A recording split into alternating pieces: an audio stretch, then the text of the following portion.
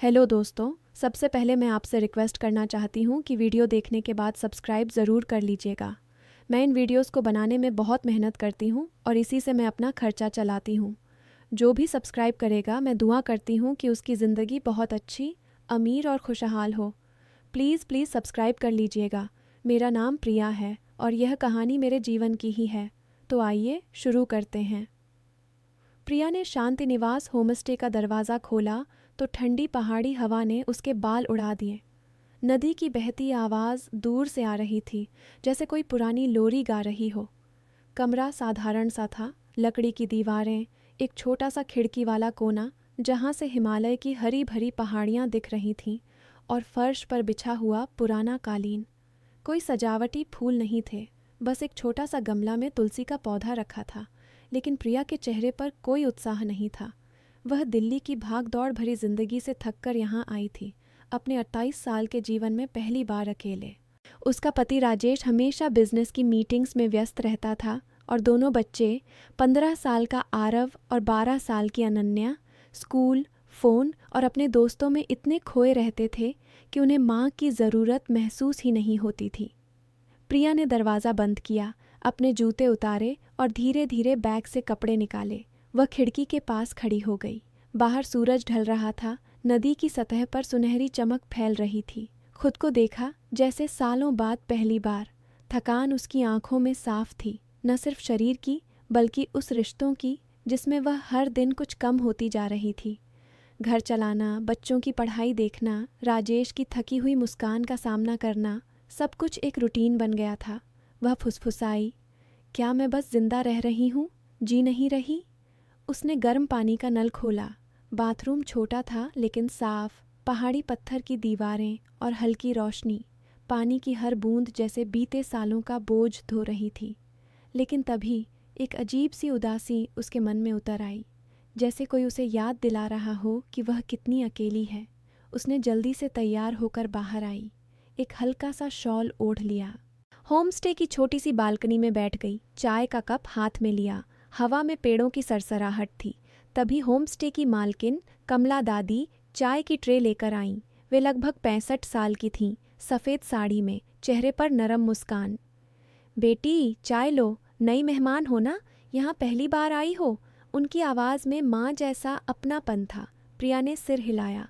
हाँ दादी, दिल्ली से आई हूँ, बस कुछ दिन आराम करने। कमला दादी ने ट्रे रखी और पास वाली कुर्सी पर बैठ गईं। अच्छा किया बेटी, पहाड़ शांति देते हैं, लेकिन मन की शांति तो अंदर से आती है। उस शाम दोनों थोड़ी देर चुप बैठी रहीं, सिर्फ नदी की आवाज़ और पक्षियों की चहचहाहट। प्रिया की आंखों में पानी आ गया, लेकिन उसने रोका। कमला दादी ने कुछ नहीं कहा, बस एक गिलास पानी बढ़ा दिया। प्रिया ने धीरे से कहा, दादी, कभी लगता है कि घर में सब हैं, फिर भी मैं अकेली हूँ। कमला दादी ने हल्की मुस्कान दी। बेटी, कई बार हम खुद को भूल जाते हैं। सुनना चाहोगी तो बताऊं अपनी कहानी? प्रिया ने सिर हिलाया। कमला दादी ने शुरू किया। मेरा पति बहुत पहले चला गया, 2 बच्चों को अकेले पाला।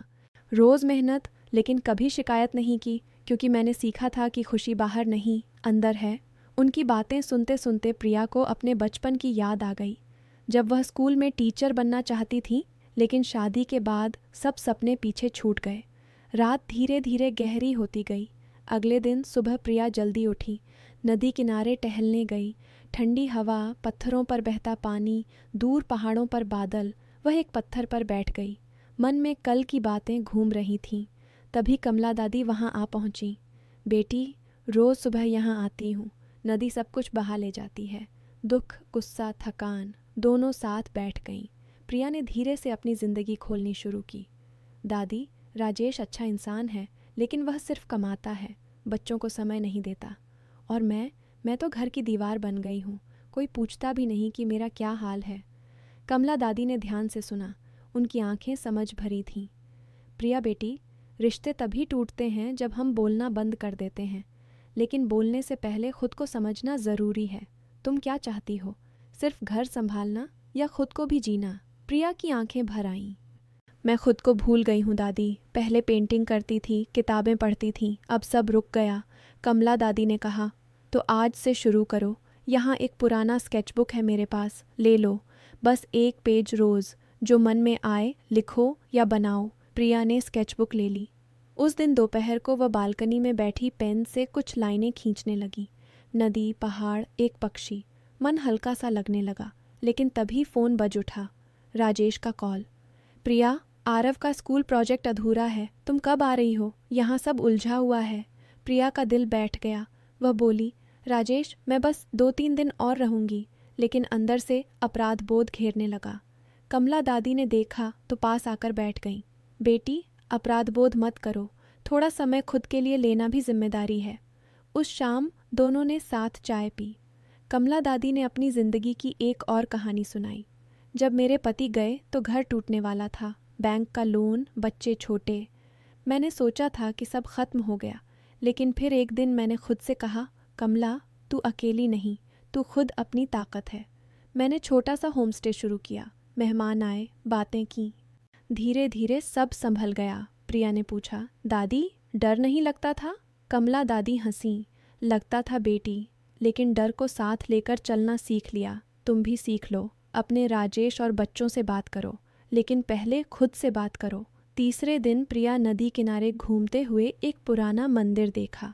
वहाँ कमला दादी पहले से मौजूद थीं। दोनों ने साथ प्रार्थना की। वापस लौटते हुए प्रिया ने कहा, दादी, मुझे लगता है कि मैंने कभी अपनी खुशी को महत्व नहीं दिया। हमेशा दूसरों को खुश रखने की कोशिश में खुद खो गई। कमला दादी ने गहरी सांस ली। प्रिया बेटी, जिंदगी एक नदी की तरह है। रुक जाओ तो सड़ जाता है। बहते रहो, लेकिन बहते हुए अपने किनारे भी देखो। आज से शुरू करो, छोटी छोटी चीज़ें। बच्चों के साथ समय बिताओ। राजेश को बताओ कि तुम क्या महसूस करती हो। प्रिया की आंखों से आंसू बह निकले।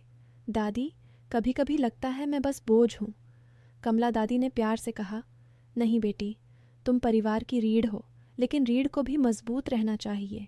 खुद को कमज़ोर मत समझो। उस रात प्रिया ने स्केचबुक खोली। लिखा, मैं प्रिया हूँ, मैं फिर से जीना सीख रही हूँ। मन में एक नई ताकत महसूस हुई। चौथे दिन सुबह एक फ़ोन आया, अनन्या का। मम्मी, पापा बहुत तनाव में हैं, घर सूना लग रहा है, आप जल्दी आओ ना। प्रिया का दिल पिघल गया, लेकिन कमला दादी ने सलाह दी, बेटी, कह दो कि मैं आ रही हूँ, लेकिन अपनी शर्त पर, घर में बदलाव लाऊंगी। प्रिया ने वैसा ही किया। राजेश ने कहा, ठीक है प्रिया, हम इंतज़ार करेंगे। उस दिन दोनों ने साथ रसोई में खाना बनाया। कमला दादी ने सिखाया, बेटी, खाना बनाते समय भी दिल से बनाओ, वही स्वाद देगा। ज़िंदगी भी वैसी ही है। बातें करते करते प्रिया ने बताया कि होमस्टे को कैसे बेहतर बनाया जा सकता है। कुछ ऑनलाइन प्रमोशन, लोकल क्राफ्ट बेचना। कमला दादी की आंखें चमक उठीं। देखा बेटी, तुम में कितनी ताकत है, बस उसे पहचानो। 5वें दिन प्रिया ने पहाड़ी रास्ते पर लंबी वॉक की। हवा में खुशबू थी, पक्षी गा रहे थे। मन में सारे साल घूम गए। शादी के पहले दिन, बच्चों के जन्म, छोटी छोटी खुशियाँ जो खो गई थीं। वापस आकर कमला दादी से बोली, दादी, आज मैं समझ गई कि खुशी छोटी चीज़ों में है। एक अच्छी चाय, एक बातचीत, खुद का समय। कमला दादी मुस्कुराईं। बस यही तो सीखना था बेटी, अब घर जाओ, लेकिन याद रखना, हर दिन खुद से मिलो। छठे दिन प्रिया पैकिंग करने लगी। मन भारी था, लेकिन हल्का भी। कमला दादी ने एक छोटा सा डायरी दिया। हर दिन एक पन्ना लिखना, अपनी खुशी, अपनी शिकायत। प्रिया ने गले लगाया, सिर्फ माँ बेटी जैसा अपनापन। दादी, आपने मुझे खुद से मिला दिया। कमला दादी ने कहा, नहीं बेटी, तुम खुद आई थी, मैंने बस रास्ता दिखाया। प्रिया वापस दिल्ली लौटी। घर पहुंचते ही बच्चों ने दौड़कर गले लगाया। राजेश ने कहा, प्रिया, तुम बदल गई हो, अच्छा लग रहा है। उस रात डिनर टेबल पर प्रिया ने सबको बताया, अपनी यात्रा, अपनी सीख। अब से हम साथ समय बिताएंगे, मैं भी अपनी खुशी का ध्यान रखूंगी। आरव ने कहा, मम्मी, आपकी आंखें चमक रही हैं। अनन्या ने मुस्कुराते हुए कहा, हाँ, अब हम भी मदद करेंगे घर में। राजेश ने प्रिया का हाथ थामा, सिर्फ साथी जैसा। मुझे माफ़ कर दो, मैंने तुम्हें नज़रअंदाज कर दिया था। प्रिया ने मुस्कुराकर कहा, अब सब ठीक है, हम साथ हैं। धीरे धीरे घर बदल गया। प्रिया ने अपनी पुरानी पेंटिंग्स निकाली। बच्चों के साथ शाम को पार्क जाती।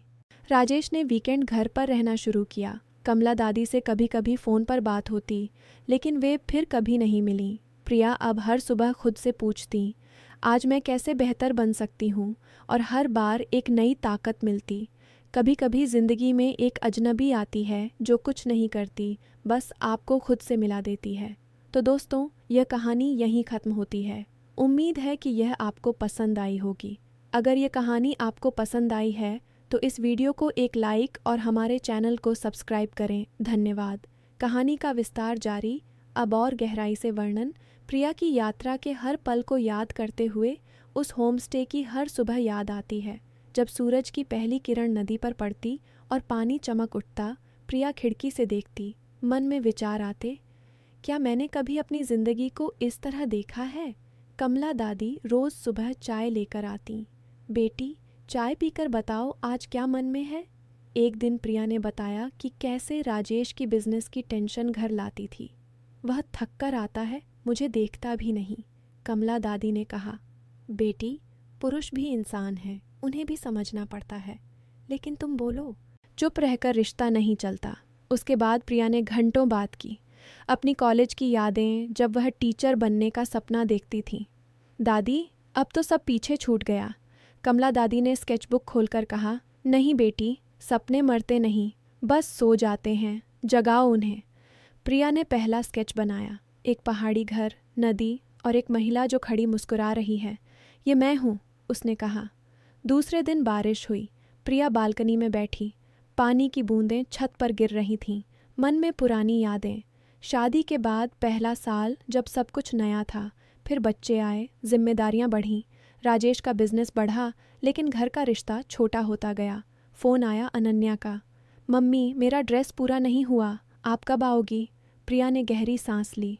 कमला दादी ने पास बैठकर कहा, बेटी, बच्चे बड़े हो रहे हैं, उन्हें सिखाओ कि माँ भी इंसान है। प्रिया ने फ़ोन पर कहा, अनन्या बेटा, मम्मी थोड़े दिन आराम कर रही है, तुम खुद ट्राई करो, मैं आकर मदद करूँगी। अनन्या ने कहा, ठीक है मम्मी, आप जल्दी आना। प्रिया की आंखें नम हो गईं। कमला दादी ने कहा, देखा, छोटा कदम भी बड़ा बदलाव लाता है। तीसरे दिन दोनों ने नदी किनारे घूमते हुए बात की। कमला दादी ने अपनी जवानी की कहानी सुनाई, कैसे पति की मौत के बाद गांव वालों ने मदद की, लेकिन खुद को मजबूत बनाया। बेटी, अकेलापन डराता है, लेकिन वही हमें सिखाता है। प्रिया ने पूछा, दादी, मैं घर जाकर क्या करूं? पहले खुद को समय दो, फिर परिवार को। एक फैमिली नाइट शुरू करो, बिना फ़ोन के बातें करो। प्रिया ने सोचा और मन में नोट किया। शाम को उसने एक पेज लिखा, आज मैंने सीखा कि सुनना जितना ज़रूरी है, उतना खुद को सुनाना भी। चौथे दिन सूरज निकला तो प्रिया ने दादी के साथ सब्जी उगाने का काम किया। मिट्टी में हाथ डालकर वह हंसी। दादी, ये मज़ा कितने साल बाद आया? कमला दादी बोली, ज़िंदगी छोटी है बेटी, इन छोटी खुशियों को मत भूलो। तभी राजेश का मैसेज आया, प्रिया, घर मिस कर रहा हूँ, तुम्हारी चाय मिस कर रहा हूँ। प्रिया मुस्कुराई। 5वें दिन प्रिया ने होमस्टे के लिए कुछ आइडिया दिए, local tour package, online booking. Kamala दादी खुश हो गईं। बेटी, तुम न सिर्फ खुद को बचा रही हो, दूसरों को भी। प्रिया ने कहा, दादी, आपने मुझे नया जीवन दिया। छठे दिन विदाई का समय। प्रिया ने कमला दादी को आशीर्वाद मांगा। दादी, आप हमेशा मेरे दिल में रहेंगी। कमला दादी ने कहा, जा बेटी, अपने परिवार को खुश रख और खुद को भी। घर लौटकर प्रिया ने सब बदल दिया। अब हर रात डिनर टेबल पर हंसी गूंजती। बच्चों ने मदद करना शुरू किया। राजेश ने समय निकाला। प्रिया ने अपनी पेंटिंग जारी रखी। एक छोटा सा स्टूडियो बनाया घर में। कभी कभी वह कमला दादी को फ़ोन करती, दादी, सब अच्छा है? और दादी कहती, बेटी, तुम हमेशा अच्छी रहोगी। ये कहानी सिखाती है कि ज़िंदगी में कभी कभी एक साधारण बातचीत, एक समझदार सुनने वाला आपको अपनी पूरी ताकत दिखा देता है। प्रिया अब मजबूत है, खुश है और परिवार के साथ संतुलित। कहानी और विस्तृत कुल शब्द गिनती 450 के आसपास, विस्तार के साथ वर्णन, भावनाएं, संवाद और प्रकृति का चित्रण बार बार गहराई से किया गया है ताकि सुनने वाला पूरी तरह भावुक हो जाए। तो दोस्तों, यह कहानी यहीं ख़त्म होती है। उम्मीद है कि यह आपको पसंद आई होगी। अगर यह कहानी आपको पसंद आई है तो इस वीडियो को एक लाइक और हमारे चैनल को सब्सक्राइब करें। धन्यवाद।